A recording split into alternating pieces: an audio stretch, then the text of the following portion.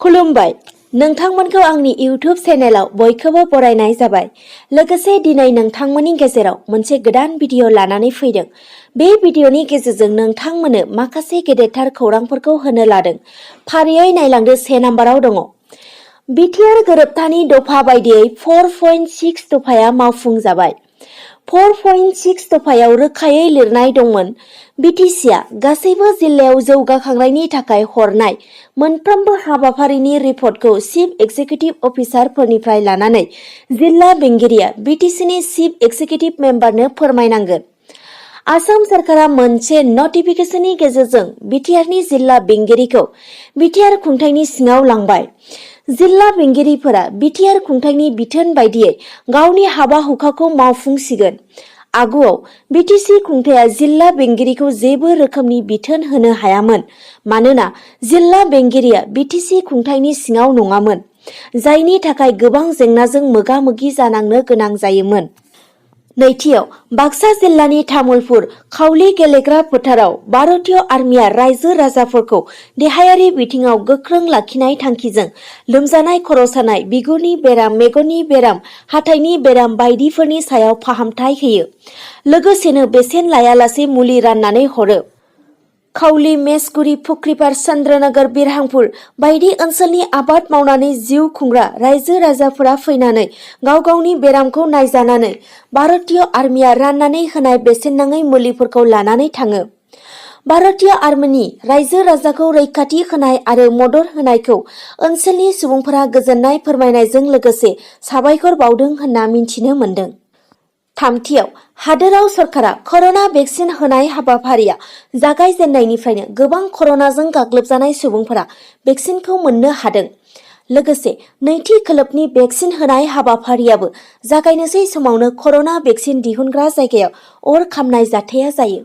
महाराष्ट्रनि पुनेयाव थानाय भारतनि सिराम इन्स्टिटिउटनि टार्मिनेल 1 नं गेटआव हरखाबै अर नांदों। मिन्थिनो मोननाय बायदिब्ला अर नांनाय जाथायखौ लानानै मानि जाहोनाव अरा खामदों बिनि जेबो जाहोन मोननो हायाखै। सिराम इन्स्टिटिउटनि बे गोदान प्लान्टखौ 300 कौटि रां खरसा खालामनानै बानायनाय जादोंमोन होनना मिन्थिनो मोन्दों। मोनथिनो मोननाय बायदिब्ला फैबाय थानाय समाव कर'ना भेक्सिनखौ बे प्लान्टआव दिहुननायनिबो बिथांखि दंमोन होनना खौरांनिफ्राय मिन्थिनो मोननाय जादों। ब्रैथियाव चिरां जिल्लानि सिङाव थानाय बिजनी महकुमानि सिङाव थानाय 2 नं दैलंजरा गामियाव मोनाबिलि समाव हाग्रानि मैदेर फालोआ फैनानै सिलिंखार खालामफैदों। मोनथिनो मोननाय बायदिब्ला गामिनि थागिबि रान्दि आइजो दमयन्ती बर्मन, रनजित बराली, नीरेन बर्मननि न'खौ गाज्रि रोखोमै गाग्लोबलांना थेर-बेथेर खालामदों होनना खौरांनिफ्राय मिन्थिनो मोननाय जादों। बाथियाव भारत हादरा मैया थांनाय 21 खालार खालि भारतजों नांजाबफानाय हादर भुटानाव भेक्सिन हरखांनायनि उनाव आरोबाव बांलादेश हादरावबो 2 लाख भेक्सिनफोरखौ दैथायहरदों। मैयानि 11:20 रिंगासोआव एयार इन्डियानि बिरखंजों बांलादेश हादरनि ढाका हजरत शाहजालाल इन्टारनेशनेल बिरखं गाथोनाव सहैनो हादों होनना मिन्थिनो मोन्दों। बांलादेश हादरनि मावख'गिरिफोरा मिन्थिहोनाय बायदिब्ला फैगौ 27 नङाब्ला 28 जानुवारि खालारनिफ्राय हादोराव बे कर'ना भेक्सिनखौ होजेननाय जागोन होनना मिन्थिनो मोननाय जादों। दथियाव गाहाय मन्त्रि नरेन्द्र मदिनि दैदेननायाव 30 जानुवारि खालि मोनसे गासैबो दोलोनि जथुमा खुंनाय जागोन होनना मिन्थिनो मोन्दों। बे जथुमायाव फेब्रुवारि दानाव सरासनस्रा बाजेटनि सायाव सावरायनाय जागोन होनना खौरांनिफ्राय मिन्थिनो मोन्दों। स्निथियाव भारतीय अख्रांमा सान्थ्रि हान्जानि आइजो फाइटार पाइलट भावना कान्तआ 26 जानुवारियाव सुबुंखान्थि साननि पेरेडआव बाहागो लानाय गिबि आइजो फाइटार पाइलट जागोन। भावना कान्तआ फोरमायोदि सुबुंखान्थि साननि पेरेडआव बाहागो लानो मोननाया गावनि थाखाय गौरबनि बाथ्रा होनना। दाइनथियाव अदालगुरि जिल्ला दुलाराय बर' फरायसा आफादनि सनाथि मायथाइ फालिनायजों लोगोसे अदालगुरि जिल्ला दुलाराय बर' फरायसा आफादनि खुंगा 400थि बोसोरसालिया जथुमाखौ खाग्राबारि दख'रा बर' फरायसा आफादा सानथामनि हाबाफारिजों थामहिनबा 19, 20 आरो 21 जानुवारि खालि मेहेरगोनां हाबाफारिनि गेजेरजों खुंफुंलाङो। बे हाबाफारियावनो अदालगुरि जिल्ला एबसुआ सनाथि फोरबो फालिनायजों लोब्बा लाखिना बड'लेण्ड सोमावसारनायाव मुंख्लं जानांनाय नखरफोरनि सुबुंफोरखौ मान बावनाय हाबाफारिया जाफुंलाङो। बे हाबाफारियावनो गाहाय आलासि महरै बाहागो लादोंमोन बिटिआर गाहाय मावफुंगिरि प्रमद बर' आरो दुलाराय बर' फरायसा आफादनि आफादगिरि मानगोनां दिपेन बर' बिथांमोनहा। गुथियाव धेमाजि जिल्लानि सिङाव थानाय समखं पन्चायतनि सनापुर बर' गामिया गुदि फरायसालि आरो सनापुर ब्रह्म मन्दिरा गायसंजेननायनिफ्राय 50 बोसोर आगान होबाय। बिनिखायनो बे हाबाफारिखौ गाजा गोमजायै फालिलांनो थाखाय मैया 21 जानुवारि खालि जागायजेनबाय आरो दिनैनि 22 जानुवारिया जोबथा हाबाफारि महरै खुंफुंजागोन। जेथियाव मैया थांनाय 21 खालार खालि बाक्सा जिल्ला 22 नं खख्लाबारि बियाबनि सिङाव थानाय लोक्षी बाजाराव इउपिपिएल दोलोनि मोनसे जथुमा हाबाफारिया जानानै थाङो। बे मेलावनो मिरु इउपिपिएल दोलोनि मावफुं आफादगिरि रोंगोरा नार्जारिया बाहागो लानानै खौरांगिरिफोरनि सिगाङाव बुंथियोदि मुसलपुर आरो सालबारि जिल्लानि सिङाव थानाय दोलोनि मावथिफोरखौ लानानै फैबाय थानाय समाव मावनो गोनां खामानिफोरनि सायाव गुवारै सावरायलायनाय जादों।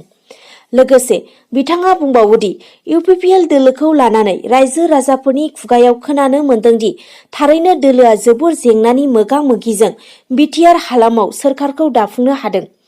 फिन बेफोरबायदिनि गेजेरजोंब्लाबो फैबाय थानाय बिधानसभा बिसायख'थियावबो दोलोआ मोन 12 बियाबाव देरहासार जानो हागोन आरो बेखौ देरहाहोनो थाखाय माबायदि खामानि मावनांगोन बिनि सायाव गुवारै सावरायनाय जाखाबाय होनना खौरांगिरिफोरनि सिगाङाव रोखा फोरमायथिलाङो।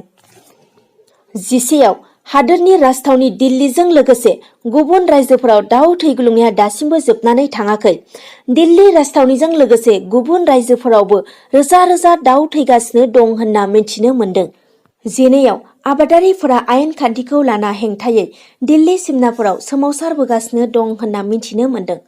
बेनि गेजेरावनो सोरखारजों थांनाय 20 जानुवारि बुधबार खालि 10थि खेब सावरायलायनाय जादों होनना मिथिनो मोन्दों। अदेबानि आबादारि आरो सोरखारनि गेजेराव बे बाराव सोमावसारनायनि दाबिफोरा सुस्रांनो हासिगौ होनना मिथिनो मोन्दों।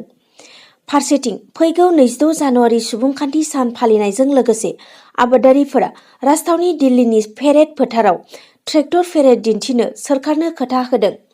बेखौ लानानै जौसिन बिजिरसालिया बेनि सायाव बिजिरनांगौ गैया होनना खौरांनिफ्राय मिथिनो मोननाय जादों। 13 मैया थांनाय 21 खालार खालि मोनाबिलिनि 7:30 रिंगायाव जानाय आइएसएल जोलुर बादायलायनायाव चेन्नाइ एफसिआ गलसेबो सोनो हायाखै आरो चेन्नाइ एफसिनि हेंथायै गेलेनाय एटिके एफसिआ 1 गल सोनानै चेन्नाइ एफसिखौ फेजेननो हादों आरो दिनै मोनाबिलिनि 7:30 रिंगायाव जानो गोनां आइएसएल जोलुर बादायलायनाया इस्ट बेंगल एफसिनि हेंथायै मुम्बाइ सिटी एफसिजों गेलेनायखौ नुनो मोनगोन। दिनैनि भिडिअ'आ बेखिनियानोसै। नोंथांमोना जुदि भिडिअ'खौ नायनानै मोजां मोनदोंब्ला लाइक, कमेन्ट, शेयार, साबस्क्राइब खालामनो दाबाव। एसेनोसै, गोजोन्थों।